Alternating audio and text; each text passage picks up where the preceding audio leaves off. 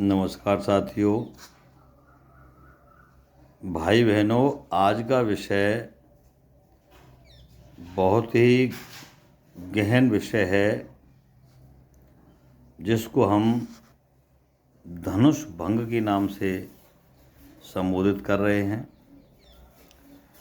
जब हम ईश्वर या परमात्मा श्री राम के धनुष भंग को देखते हैं तो उसमें सीता और राम का मिलन कहा गया है। अतः धनुष भंग का अर्थ बड़ा ही गंभीर है, गहरा है तथा अगाध है।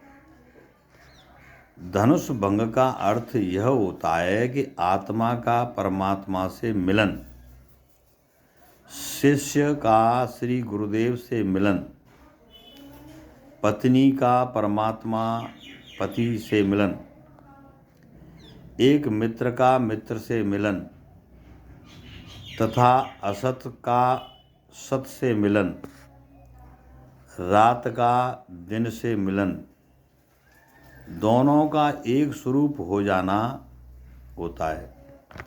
दो आत्माओं का मिलन यह एक विशेष क्रिया योग है, जब साधक शब्द योग द्वारा तीसरे नेत्र या दिव्य नेत्र के मध्य में ध्यान को एकाग्र करता है। जब वह शब्द की डोरी पर चढ़कर के उस संसार सागर को पार कर जाता है। शब्द तो नाव की तरह है, जैसे नाव में बैठकर के प्राणी नदी को पार कर जाता है, वैसे ही ईश्वर के नाम पर या शब्द योग से संसार पार कर जाता है। दोनों भवों के नीचे संसार की लीला है तथा दोनों भवों के मध्य से ऊपर जाने पर ही धनुष भंग हो जाता है तथा हद से बेहद में चले जाने को ही धनुष भंग कहा गया है। अज्ञान का या काल का पर्दा हट जाता है, वही प्रेम प्रकाशमय हो जाता है। हद में तो संसार है और अनहद में परमात्मा का साक्षात्कार हो जाता है। आपकी हमारी चित्तवृत्ति जब शब्द ब्रह्म में ठहर जाती है तो शब्द उठने लग जाता है। तभी समझो कि संसार का अभाव हो रहा है।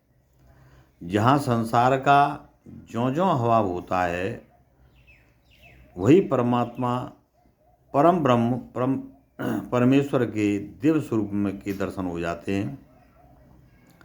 यही अमृत तत्व है, जिसे जानकर के जीव परमानंद को प्राप्त हो जाता है। इसी को परिणय सूत्र कहा गया है, या इसी को हम धनुष भंग कहते हैं। ईश्वर मिलन को यह एक विशेष क्रिया है, घट जाती है तो घट जाती है। नमस्कार।